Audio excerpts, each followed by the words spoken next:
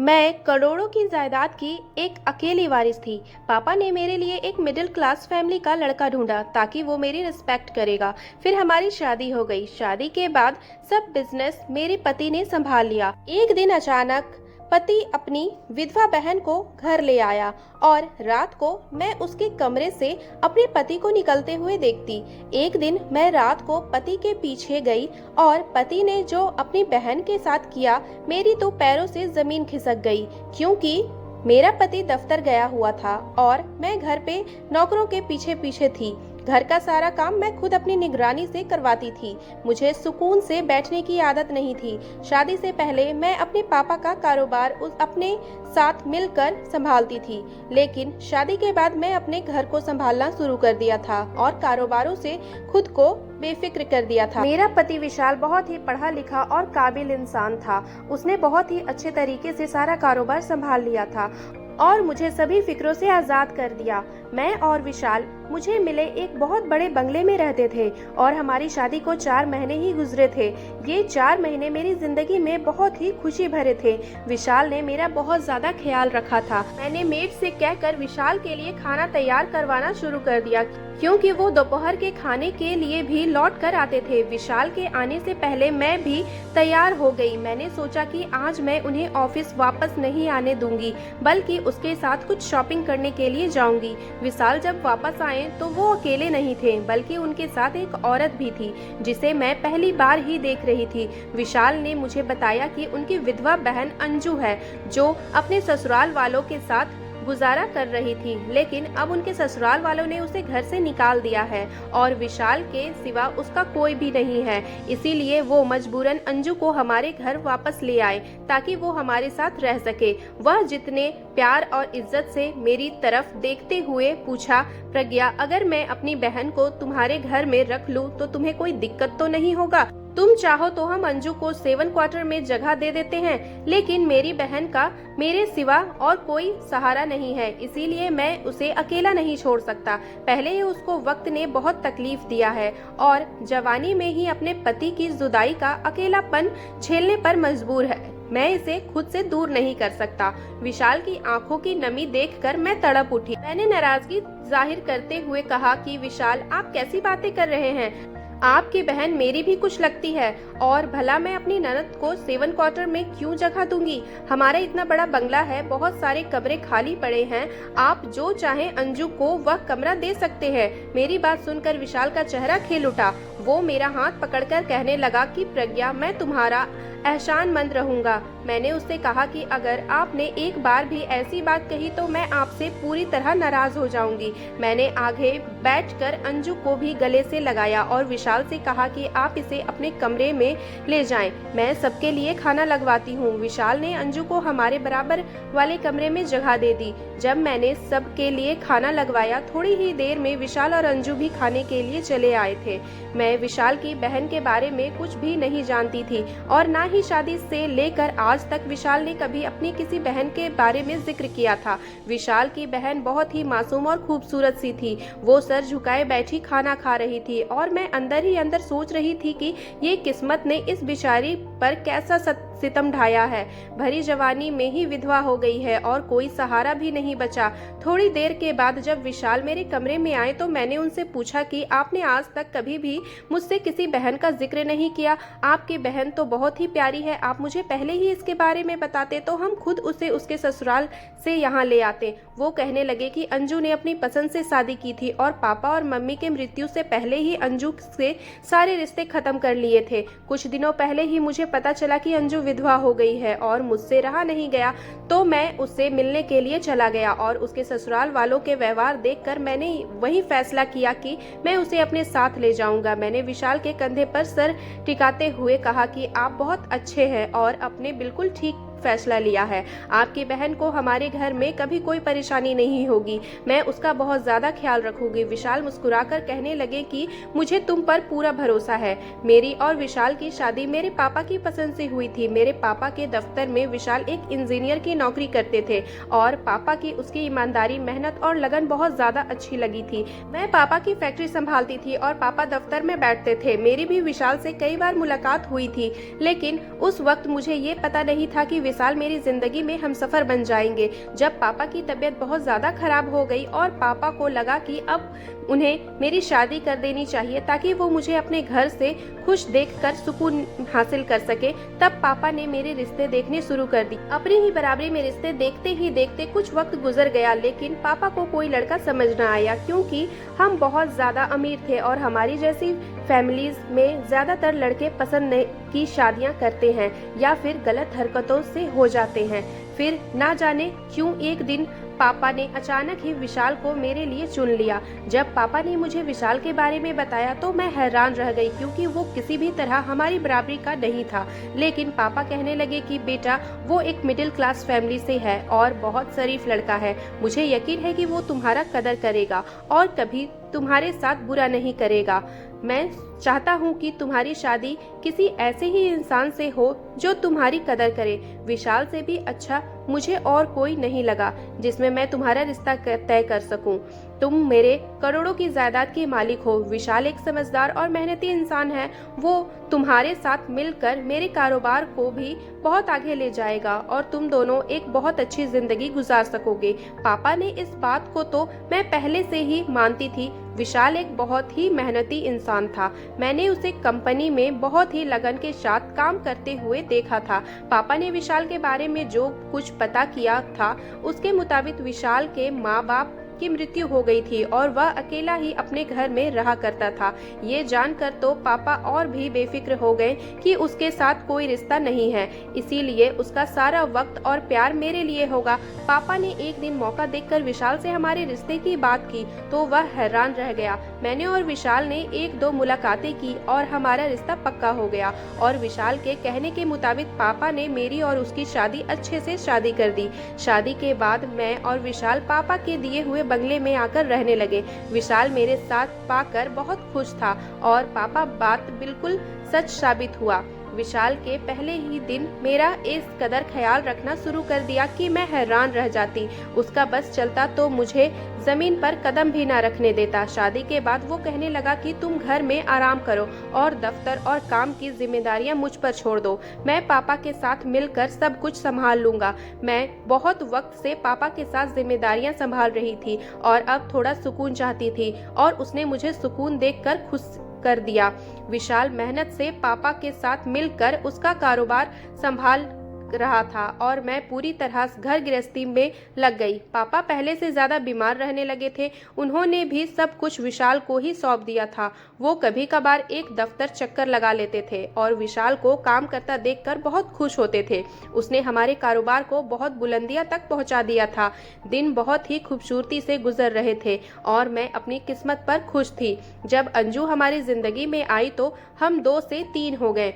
विशाल हमेशा की तरह दफ्तर से चले आते और मैं घर के कामों के साथ साथ कभी कभार अंजू के कमरे में भी जाकर उससे भी बात कर लिया करती थी। वो बहुत ही कम बात करती थी, लेकिन मुझे उसकी आदत मिजाज बहुत ही अच्छा लगता था। मैं जब भी उसके कमरे में जाती तो वो खामोशी से मेरी बातें सुनती रहती और कुछ न कहती। शायद हालात ने उसे बहुत ज्यादा तकलीफ पहुंचाई थी और यह तकलीफ मुझे उसकी आंखों से दिखाई देती थी। मैं चाहती थी कि अंजू भी जिंदगी की तरफ लौट आए, इसीलिए मैं उसे कमरे से बाहर आने को कहती थी। एक दिन जब दफ्तर से वापस वाजिद आए तो थोड़ी ही देर के बाद अंजू के कमरे में होकर मेरे पास आए और कहने लगे कि तुम अंजू के कमरे में ना जाया करो, उसे कुछ वक्त के लिए अकेले छोड़ दो, वो खुद ही अपने दुखों के से निकल जाएगी। उसे किसी से भी अपने दुख के बारे में बात करना अच्छा नहीं लगता है और तुम्हारे बार बार उससे बात करने से वो परेशान हो गई है और यहाँ से जाने की बात करती है। यह सुनकर मैं परेशान हो गई कि कहीं विशाल मुझे गलत ना समझ ले, इसीलिए मैंने उससे कहा क्यों मैं अंजू के कमरे में नहीं जाऊंगी, कि मैं तो बस उसे जिंदगी की तरफ लौटाना चाहती थी। विशाल मेरा हाथ पकड़कर कहने लगे कि मैं जानता हूँ प्रज्ञा, तुम्हारे इरादे बहुत ही साफ होंगे, लेकिन इस वक्त वो तन्हाई चाहती है, इसीलिए उसे अकेला रहने दो। मैंने विशाल से वादा किया कि मैं अब अंजू को परेशान नहीं करूंगी। वैसे भी आजकल मेरे पास बहुत ज्यादा काम था। मैं रात को जल्दी सोने लगी थी और सुबह बहुत देर से मेरी आंख खुलती थी। विशाल मेरे उठने से पहले दफ्तर जा चुके होते थे और बहुत कम वक्त में मुझे उनके लिए खाना तैयार करवाना होता था और घर के कामकाज भी देखने होते थे। हर वक्त मुझ पर थकान सी छाई रहती थी और मुझसे घर के काम भी ठीक से नहीं होते थे, जबकि काम तो नौकरानी ही को करनी होती थी। मैं सिर्फ नजर रखती थी। मैं ज्यादातर वक्त अपने कमरे में गुजारने लगी थी, क्योंकि थोड़ी देर में ही मैं थक कर चूर हो जाती थी। शादी पर मैं अपनी पुरानी मेड को अपने साथ लाई थी और मुझे उस पर पूरा भरोसा था, इसीलिए मैंने घर की जिम्मेदारी उसे सौंपी थी। अब खुद आराम कर मैं कहीं भी लेटती हुई सो जाती, जबकि पहले ऐसा नहीं था। मैं सारा दफ्तर संभालती, घर भी, लेकिन कभी थकान का एहसास नहीं होता था। तबीयत इतनी अजीब रहने लगी थी कि मैं रात में कॉफी पीना भी कम कर दी थी, जबकि कॉफी के बगैर मैं कभी सोती भी नहीं थी। विशाल से मैंने यही बात कही तो वो कहने लगे कि मौसम बदल रहा है, शायद इसीलिए तुम्हें ऐसा एहसास हो रहा है। अच्छा है, तुम ज्यादा आराम किया करो। वो इतनी मोहब्बत से मुझसे बात करते थे कि मैं सारा प्रॉब्लम भूल जाती थी और उसकी आंखों में देखती लगती। अब भी ऐसा ही हुआ था। मैंने अब अंजू के कमरे में जाना बिल्कुल छोड़ दिया था। वो खाना भी अकेले ही अपने कमरे में खाती थी, इसीलिए मुझे उसकी शकल भी दिखाई नहीं देती थी। विशाल दफ्तर से घर आने के बाद ही उसके कमरे में चले जाते और कुछ वक्त उसके साथ गुजार कर वापस मेरे पास आ जाते। मुझे उसका अपनी बहन को वक्त देने से बिल्कुल भी ऐतराज नहीं था, लेकिन एक रात नींद में ही मेरी आंख खुली तो मैंने विशाल को बिस्तर पर ना पाया और हैरान हुई कि आधी रात को वो कहाँ गए हैं। जैसे ही मैंने उन्हें देखने के लिए कमरे से बाहर निकला तो मैंने विशाल को अंजू के कमरे से मैं हैरान थी कि आधी रात को विशाल का अंजू के कमरे में क्या काम है, लेकिन फिर मुझे लगा कि शायद से देखने के लिए गए होंगे। मैंने विशाल को कुछ ना कहा और इससे पहले कि मेरी तरफ देखते हुए मैं खुद ही कमरे में वापस आकर सोने के लिए लेट गई। मैं ये सिलसिला चल निकला। अक्सर ही रात में मेरी आंख खुलती तो विशाल कमरे में मौजूद ना होते। मुझे यह बात समझ नहीं आती थी कि विशाल का आधी रात को अपनी बहन के कमरे में जाना क्यों जरूरी है, जबकि वह दफ्तर से आते ही अपनी बहन के कमरे में जाते हैं। मुझे विशाल के बगैर दोबारा नींद नहीं लगती थी और जितनी देर वह कमरे से बाहर रहते मैं अजीब करवटें बदलती रहती थी। एक रात ऐसी ही हुआ कि मेरी आंख खुली तो विशाल कमरे में मौजूद नहीं थे और मुझे दोबारा नींद नहीं लग रही थी। अंजू से मेरी मुलाकात हुए काफी दिन हो गए थे। मैंने सोचा कि मैं अभी उन दोनों के साथ बैठ जाती हूँ। मैं अपने कमरे से निकलकर अंजू के दरवाजे तक पहुंची तो अब दरवाजा पूरी तरह बंद नहीं था और अंदर का कुछ मुझे नजर आ रहा था। इस मंजर ने मेरे होश उड़ाकर रख दिए।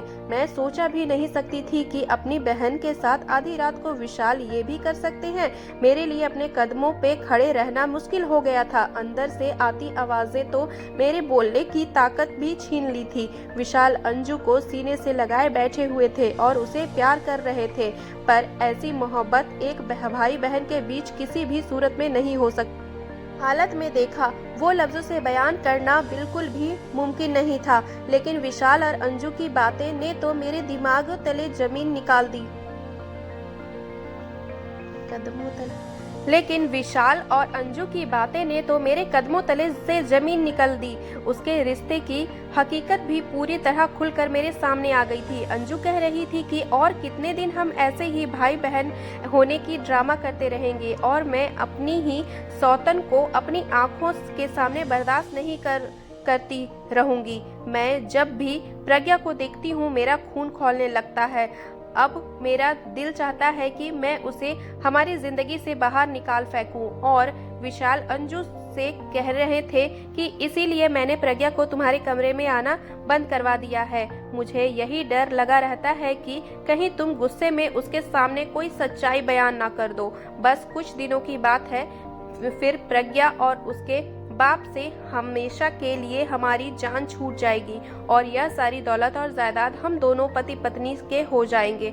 अंजू कह रही थी कि इतने दिनों से इसी बात का तो इंतजार कर रही थी, लेकिन आप हर रात उसके साथ उसके कमरे में होते हैं और मैं यहाँ अंगारों पर लेटी रहती हूँ। यह सोचकर मेरा दिल जलता है कि आपने उसे अपने बाहों में ले लिया होगा।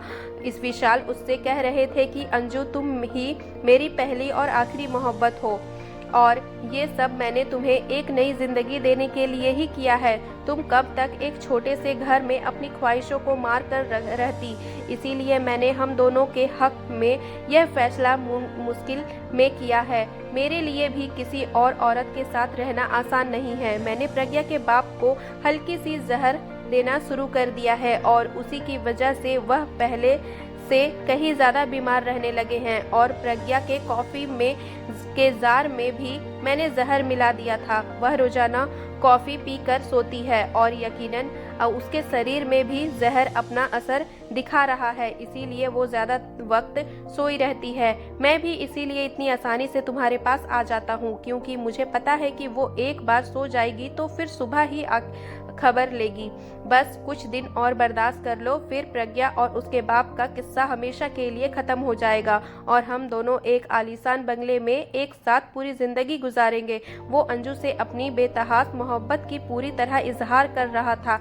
मैं उदासी की हालत में दरवाजे से टिक लगाए खड़ी थी। मैं कैसे यकीन कर लेती कि मेरे बाप ने जिसे सीधा साधा और शरीफ इंसान समझकर मेरे लिए पसंद किया था, वह इस कदर धोखेबाज है। विशाल के लिए मैं सिर्फ और सिर्फ एक प्राइज बॉन्ड थी, जिसके जरिए वह अपनी जिंदगी बदलना चाहता था। मेरे बाप को भी उसने मौत के करीब पहुंचा दिया था और वह जल्दी ही मुझसे छुटकारा पाना चाहता था उससे, इसीलिए वो हमारे आगे अच्छा बनने का ड्रामा करता था। मुझे एकदम चक्कर महसूस होने लगा था। शरीर में कमजोरी तो बहुत ही दिनों से थी, इसीलिए मैं लड़खड़ा गई विशाल की ओर और अंजू मेरी मौजूदगी का एहसास हो गया था। वैसे ही उन दोनों की नज़र मुझ पर पड़ी तो उसके चेहरों का रंग बदल गया। विशाल को तो इस बात का पता भी नहीं था कि मैं पिछले कुछ दिनों से कॉफ़ी नहीं पी रही थी और शायद इसीलिए मुझे रात को के वक्त नींद नहीं आती है, जबकि मैं सुबह कॉफ़ी पीती हूँ और सारा दिन नशे में रहती हूँ। विशाल हैरत से कहने लगा कि प्रज्ञा, तुम यहाँ क्या कर रही हो? मैं तो अंजू को देखने के लिए आया था। विशाल को महसूस हो गया था कि मैंने उन दोनों की सारी बातें सुन ली है और उन्हें एक साथ देख लिया है।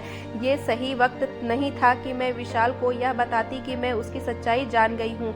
इसीलिए मैंने झूठ का सहारा लिया और विशाल से कहा कि मुझे नींद नहीं आ रही थी, इसीलिए मैं तुम्हें बुलाने के लिए आई थी। विशाल मरे मरे कदमों से मेरे साथ कमरे में लौट आया। सारी रात मैंने बहुत मुश्किल से अपने आंसुओं को रोक कर रखा था। मैं विशाल से बहुत ज़्यादा मोहब्बत करने लगी थी। मैंने दिल से उसे अपना माना था, लेकिन उसने मेरे एतबार को तबाह कर दिया था। सुबह होते ही विशाल दफ्तर के लिए निकल गया और मैंने मौका देखकर SHO साहब को फ़ोन मिलाया, जो मेरे पापा के दोस्त थे। मैंने रोते हुए उन्हें सारी हकीकत बताई। उन्होंने मुझे यकीन दिलाया कि वह सब कुछ ठीक कर देंगे और थोड़ी ही देर में कुछ पुलिस वालों के साथ हमारे घर चले आए और सबसे पहले अंजू के कमरे को बंद कर दिया। मैं मेरी कॉफ़ी के जार को अपने कब्जे में लिया। उन्होंने उसका टेस्ट करवाने के लिए भेज दिया। यह साबित हो सके कि विशाल ने मुझे जहर देने की कोशिश की है।